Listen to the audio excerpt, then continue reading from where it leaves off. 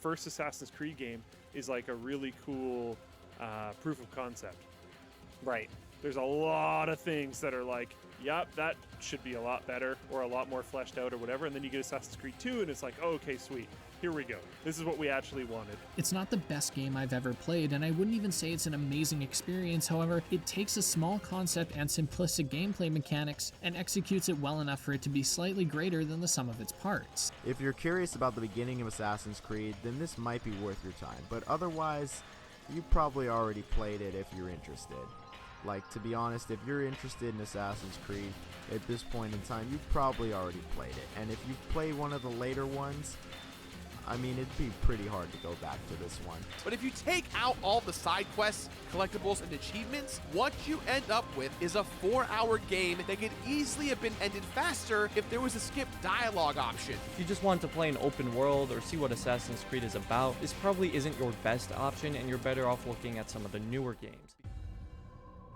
Hello and welcome to the first of a multi-part series on the first Assassin's Creed game. Skip to this timestamp to get to the content. The series will be uploaded in pieces as I make it, and then compiled into one massive video at the end.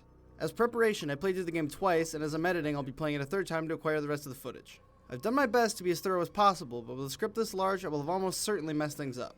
As corrections need to be made, I'll add them to a pinned comment under each video, so feel free to tell me what I screwed up. I made this video because I had the same opinion as a lot of other people when I went to play Assassin's Creed through all the way for the first time. It had some cool features, but overall it was simple and repetitive, and you should just skip to Assassin's Creed 2. I've come to the realization with some help from the Assassin's Creed community that the first Assassin's Creed game is extremely strong in its mechanics and its story. It is the best game in its franchise at delivering the experience of being an assassin. Not in the hidden blade climbing buildings way, but in the I will learn about my targets, study their patterns, and eliminate them way. I hope to prove to you that this game isn't simple and it is worth your time.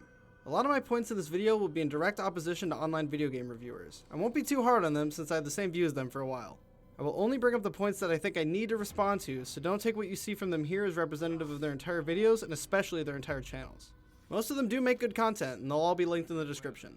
I don't swear super often in this script, but I wouldn't call it kid-friendly, so if that's a concern for you, there's your warning. Let's move on to game version and technical issues. I played through this game twice on PC, once through Steam and once through Ubisoft Connect. This critique is for the PC version only. I don't know all the differences between the PC and console versions. On PC, frame rate needs to be capped or physics will be completely messed up. This includes, but is not limited to, enemies flying away during fights and haystacks not affecting fall damage. I used an Xbox One controller for my playthroughs, but I needed to install a fan patch to make the triggers work. The same patch is needed for Assassin's Creed 2 on PC, and I'll have it linked in the description. Assassin's Creed starts with a cloaked glowing man in a garden. In the garden is the main character, surrounded by faceless NPCs. The man gives a monologue. He speaks a quote from the Bible, Ecclesiastes 1:17 and 1:18. I applied my heart to know wisdom, and to know madness and folly. I perceived that this also was a chasing after wind. For in much wisdom is much grief, and in increasing knowledge increaseth sorrow. Remember this, it's important. Or don't, I'll remind you. The player is then taken to a market, also filled with faceless NPCs, and basic controls are given. The only thing of note here for me is that the grab prompt is actually incorrect. It says to press empty hand, but since you aren't in combat for this section, you should actually hold high profile or it won't work. If that doesn't make sense, we'll get to it. A woman and a man are heard arguing about pulling us out, and then they do. Basic story facts are covered in the next cutscene. We are named Desmond, we were kidnapped and placed in a machine called an Animus. We were previously an assassin, but we escaped. The group that has us needs information, and we're being put inside the Animus so we can get it. The Animus is a projector that allows the user to view the genetic memories of themselves and their ancestors. Animus, which is... It's a projector that renders genetic memories in 3 dimensions. Genetic memory? Seems you'll need a bit of a tutorial. Very well. We'll start simple. What is a memory, Mr. Miles? It's the recollection of a past event. Specific to the individual remembering the event. Yeah, sure. What if I told you that the human body not only housed an individual's memory, but the memories of his ancestors as well? Unfortunately for Abstergo, the creators of the machine, and fortunately for the game, without being synchronized, the memory that Abstergo needs to view can't be played. Desmond needs to go through the memories of his ancestor accurately, or the memory becomes unstable and he cannot continue. With all that explained, we head back into the Animus. The tutorial isn't what I would call comprehensive, but the things that are covered in detail. The tutorial teaches the health bar, the puppeteer system, looking in first person, gentle push, which allows for moving past characters without making them drop what they're holding, high and low profile, which we'll cover later, grabbing and throwing, sprinting, the social status indicator, guard awareness. Put simply, if a guard sees a body, they'll pull out their sword and become hostile if any suspicious actions are committed. This includes jumping. Breaking line of sight, hiding places and blending places, blending, which allows for Altair to bypass aware guards, eagle vision, an ability that allows for detecting of enemies and targets in addition to civilians and allies, and the creed itself, but there's a better moment for that soon. Then, finally, Altair's story can begin. We see a cave, and a voice warns us that this man should be allowed to live. Unfortunately for him, we're at the violent asshole part of the redemption arc, so he gets his spinal cord separated. Let me mention this once, but try to note that it's throughout the entire game. The audio balancing when it comes to music in this game is atrocious. The music drowns out the dialogue at multiple points, and it's very distracting. Have drawn attention to us. I would not have taken the life of an innocent.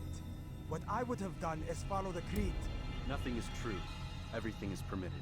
Funnily enough, it's most noticeable during monologues from targets where it's most important. Fortunately, the game lets the player change music volume and SFX volume separately, so it is fixable. Unfortunately, the game doesn't have any options for subtitles, so if you have trouble hearing or deciphering dialogue, politely go fuck yourself. After dispatching a guard, we discover that we're actually here to get our hands on the Mark of the Covenant. Indiana Jones, eat your heart out. Next, a bald French guy walks in, and due to my contractual obligation to hate the French, I'll let the game pronounce his name. Robert de Sable. He is the assassin's greatest enemy. Altair, the main character, wants to kill him, and an assassin with him named Malik tells him to exercise discretion. Not only does Altair ignore him, he calls out to the Templars, giving away the element of surprise. I'd like to point out that this cutscene is a representation of what actually happens in gameplay when you try to assassinate a suspicious enemy from the front. It's a clever lesson if you take it that way.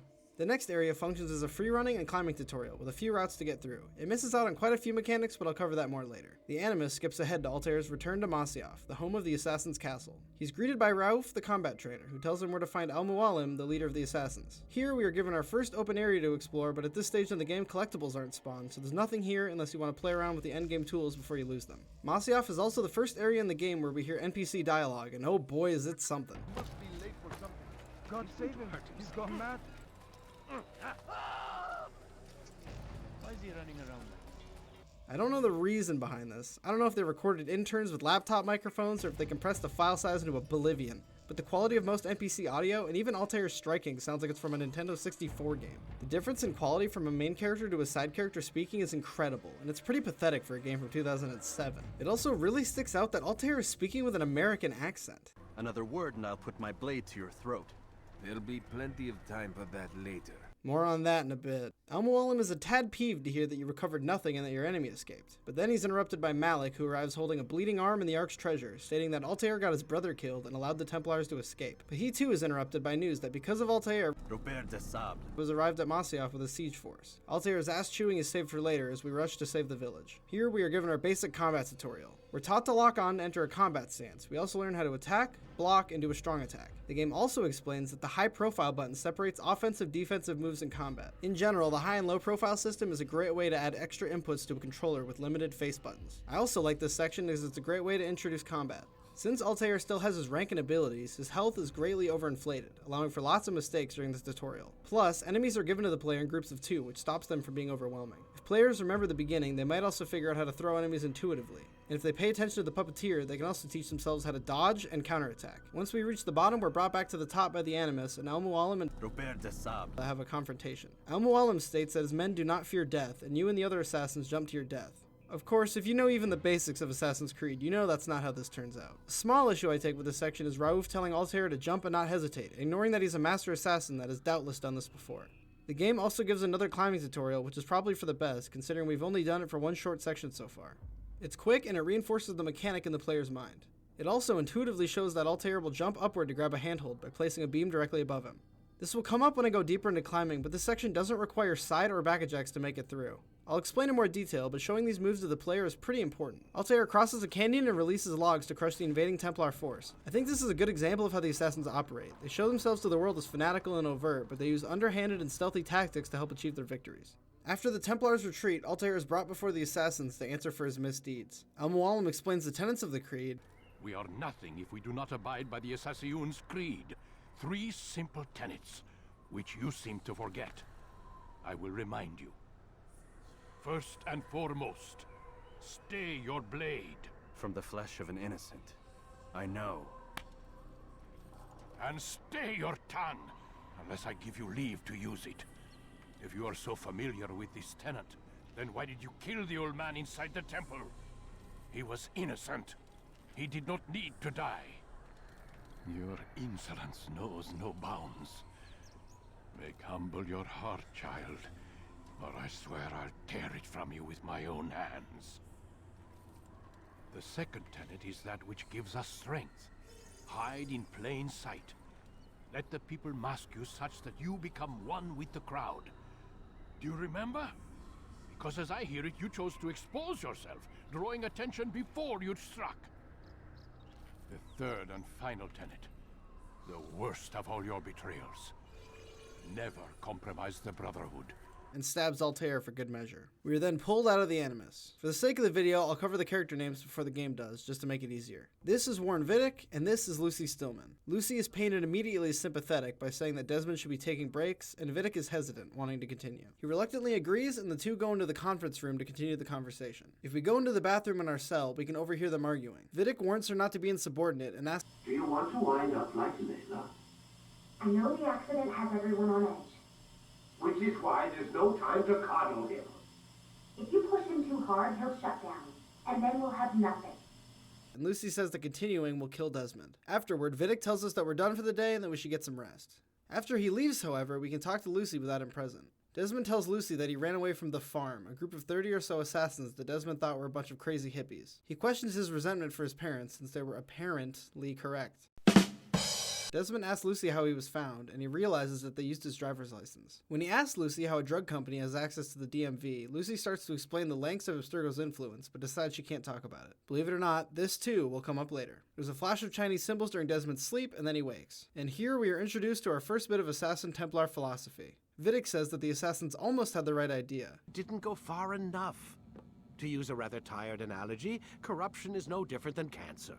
Cut out the tumors, but fail to treat the source and, well, you're buying time at best.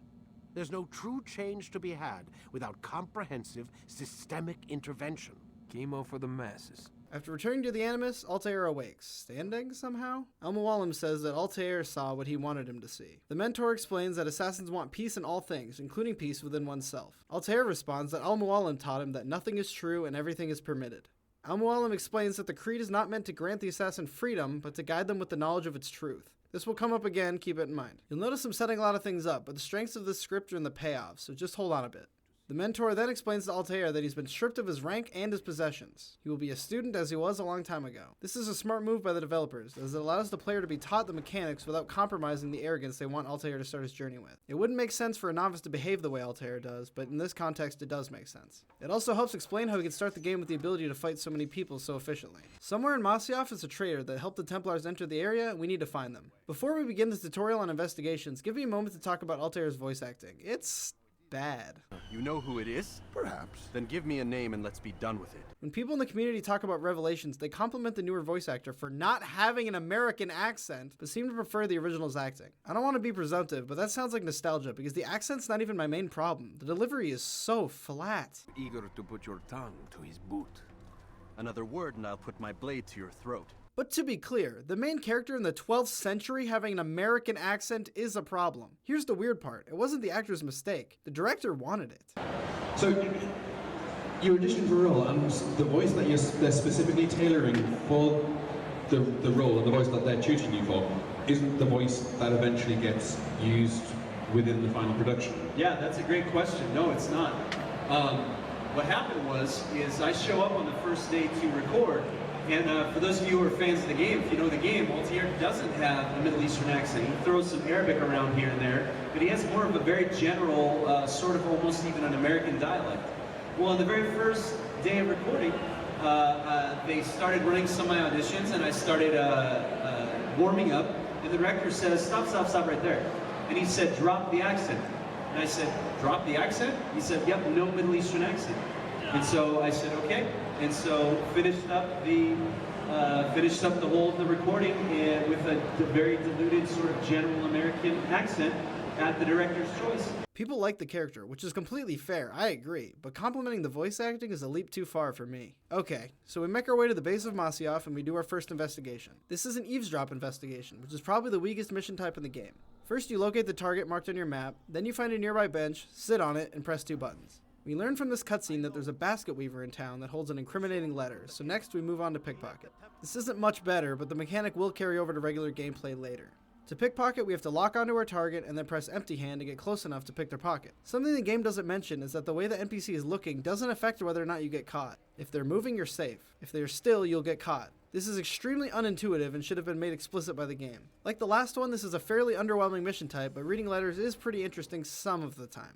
The letter informs us that a dead drop of money was left near the dead cypress tree, so we make our way there. When we arrive, we find a man preaching about Al-Mualim being a traitor and telling Masyaf that they must repent. Like the pickpocket mission, this mission type is poorly explained to the player. It tells us to follow the man to a secluded area and beat him up. But that's not how this mission type even works. You don't need to be in a secluded area. In every city other than Masyaf, there are mercenaries that wander the streets. If you beat someone up, they'll attack you. Guards don't mind you completing your interrogation, and they won't bother you if you don't bother them. So instead of waiting for the man to wander away, I beat him where he stands. I appreciate the game giving you a good strategy, but it misleads the player about what they actually have to do. Unfortunately, the fistfight mechanics are extremely bare and have very little depth. You can punch, grab, and block. That's it. Hit when you can, block when they hit. That's it. After the fight is over, the man tells us who his accomplice is, and we drag him to the castle. The man denies Al-Mualim's chance to repent and is killed. As a reward for his good work, Altair is given a sword and his hidden blade. In this sequence, we receive our first piece of guidance from our mentor, and the premise of the game is explained. I'll just let it play out. I've passed your test then. What now? Oh, my child. We've only just begun. I hold here a list. 9 names adorn it. 9 men who need to die. They are plague bringers, war makers. Their power and influence corrupts the land and ensures the crusades continue.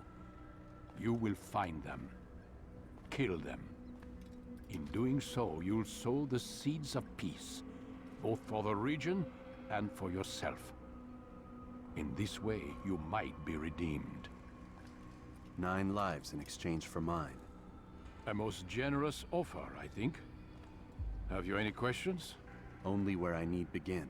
Tamir and Damascus is our first target. Al-Mualim wants us to speak to the Rafik at the Assassin's Bureau before we go after our target.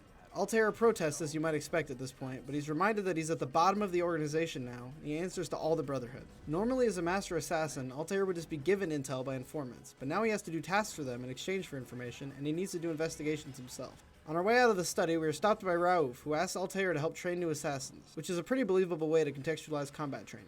Since the game pulled us here naturally anyway, let's cover what we can do in combat at this point in the game. As more abilities are added, we'll go over what they add and how they compound with previously covered abilities. Any questions? No? Sweet. Before I go over this, however, I need to quickly explain the puppeteer system. Remember that? On the screen in the corner there, you can see the 4 face buttons on a controller. These correspond to moves that are done by a specific body part, like a puppet. The head is on top, the armed hand is on the left, the empty hand is on the right, and the legs are on the bottom. Holding the high-profile input will replace all the actions on the buttons with more conspicuous ones. At this stage, Altair is capable of blocking by holding high profile, and this will block in a forgivably wide radius in front of him. But he can block behind himself if the player pushes the movement control toward the attacking enemy. He can light attack by pressing armed hand, and he can strong attack by holding armed hand. If he taps light attack right as the sword makes contact with the enemy, in a few strikes, provided they aren't countered in some way, Altair will do a combo kill on the enemy. He's also capable of grabbing enemies and throwing them in any direction of his choosing. And if that enemy falls a great distance or hits a scaffolding, water, or a market stall, they will instantly die. The throw can also knock down other enemies, making it good for crowd control. It even does damage, meaning if an enemy has been hit already or if they're thrown multiple times, it can be enough to incapacitate them. We can also press legs to quickly move toward whatever target we're locked onto. This can be changed by pushing the control stick or movement keys toward an enemy. Next, we have the Hidden Blade. At first, this may seem completely useless, but it's actually one of our most powerful tools, especially early on. The Hidden Blade cannot block, attack, or counter at this stage, so using it as a primary weapon is completely useless. But the Hidden Blade can be used to assassinate enemies under certain conditions. If the enemy is on the ground, if the enemy is staggered, or if the enemy is taunting, Altair can switch to his Hidden Blade and kill an enemy in a single strike. These conditions apply evenly to stronger enemies and assassination targets. If you're paying close attention and a target taunts you in a fight, you can kill them with a single unblockable strike. And so, if we get creative, we can throw an enemy at a wall, close the distance, and finish him immediately. And if we pay really close attention, watch what happens to the guards when we kill their friends. Did you catch it? Watch this guard here. See him stagger? That means we can kill him. See how another guard staggered? That means we can kill him. And now we see the grandfather of Brotherhood's kill chains, known affectionately by the community as Shock and Awe. If we watch closely, we can follow the train of fear all the way to the pile of corpses station, Batman style, with just a tad more shanking. It should also be noted that Altair can switch from Hidden Blade to Sword and block or counter before an enemy attack lands, so the player isn't completely defenseless just because their Hidden Blade's equipped. Keep in mind that there's still 5 techniques and weapons left to unlock, and this is still a fairly skill-based and interesting combat system. A very common complaint I hear about the combat in this game is that the combat in Assassin's Creed is clearly not the most refined or fleshed out combat system. All you really have to do is counterattack, and there's not a whole lot to do with it. Keep in mind, we just went over 8 offensive options available the second we unlock the sword. IGN had a different take on the combat. But eventually, you'll have to get to the fighting. With combat, things start out simple, but eventually get more complicated. Things start out simple, but eventually get more complicated. And it's an effective system of clicking the mouse buttons at the proper time, and I think really enjoyable. Good to know IGN's always been useless, I guess. Since we received the Hidden Blade, I should go over how assassinating enemies works. Assassinating is the primary method of stealthily killing enemies, and it's an extremely potent tool in most encounters. There are 3 main types of assassination and a few variations of them. First, low profile. An enemy that's unaware of Altair can be assassinated in low profile from the front or back, and guards will not notice unless they're very close or unless the body hits the ground. This gives Altair a major opportunity to strike at enemies in plain sight as long as they're somewhat isolated and he leaves the immediate area swiftly. If an enemy is aware of Altair's presence, indicated by a drawn sword as we discussed earlier, they can only be assassinated from the back as they'll block attempts from the front. Next is the high profile assassination. These are much less stealthy and draw significant attention from nearby enemies, but they have greater range and are primarily used when chasing down enemies or rushing into one. They have a surprising amount of hidden depth, as the animation that triggers for the assassination is based on player speed, distance, and direction. They allow for player expression in how enemies are killed, and I'm a sucker for optional style points in games. The final assassination type is the air assassination. These can be done from fairly short heights only, but they have a fairly great horizontal length. They can be done with or without locking onto an enemy, but they are much more predictable when you lock onto a target. The person outlined in white isn't always the assassination target, which can lead to some problems. These can be done from a standing position, from a non-standing position, from a cat hang, or from a wall run.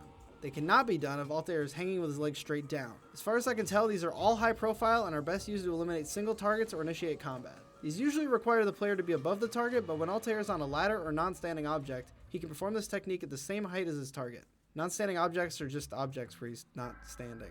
See that? Yeah, that. As with far too many things in this game, this isn't taught to the player at all, to the point that I've seen multiple people say that the first game doesn't allow air assassinations. Contrary to popular belief, air assassination was not introduced in Assassin's Creed 2. Altair can do them in the first game, though it's never tutorialized and treated as a natural extension of a basic high-profile running assassination input. But I think that's enough for now, so let's continue our adventure. After hopping on a horse and heading through the gate, we find ourselves in the Kingdom. The Kingdom of Heaven is one of the few things that can be completely cut from the game without any meaningful loss. The game is split between 4 main areas, with another area available for the second to last mission. The Kingdom is a largish open area meant to simulate traveling from each place to another. Its main issue is that it technically has content, but none of it serves any purpose. Suppose we can't continue this discussion without discussing the collectibles. In Assassin's Creed, there are a total of 420 flags to collect and 60 Templar Knights to kill. Templars are high-level enemies and have access to a greater variety of attacks and defensive moves than most enemies. This can make them difficult, especially for inexperienced players and ones that don't have access to later combat techniques. Something I assume to be an unfortunate oversight is that Templars will always taunt you at the beginning of a fight, meaning they can be killed instantly with the Hidden Blade. This could have been on purpose, but it's definitely very cheesy, but that's person to person, I suppose. Another issue with the Templars is that their placement can be pretty questionable, especially in the Kingdom. This Templar is just standing next to a chest by a tower staring into a mountain. Why is he here? Why is he alone? So, here's the thing. You don't actually get anything for these. Literally nothing. You get an achievement if you're into that, I guess. And here's the best part. Let me quote an interview from the game's director before the release of Assassin's Creed 2. But that sol my fault by the way. I assume it fully. I wanted to show gamers that sometimes the collection is just a useless waste of time. So I put in 420 flags that were useless. And I knew it. Yeah. Not only do they not serve any purpose besides wasting time, they were put in there as a meta commentary on games wasting your time. Thanks for the enlightenment, Patrice. Also go fuck yourself. Here's the situation. If you're into completion for its own sake, Kingdom has some viewpoints to climb which will increase your maximum health and has dudes to stab. If you like content that has a story to it or offers any reward whatsoever, then you'll hold the gala button and move to the next area.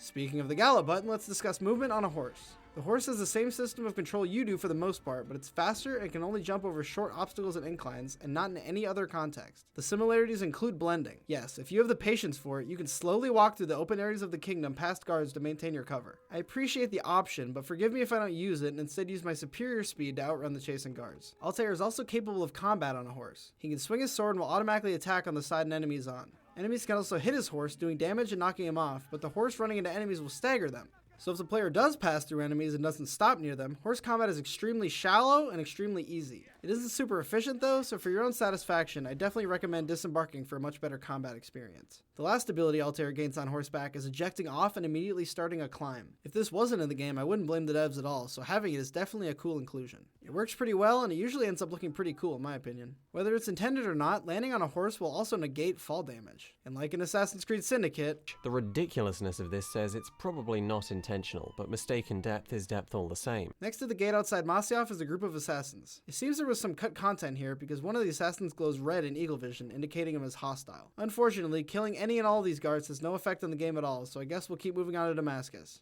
in the next part. If you made it this far, I appreciate your time, and I hope to see you in the next one. Thanks again to all the community members, and thank you very much for watching.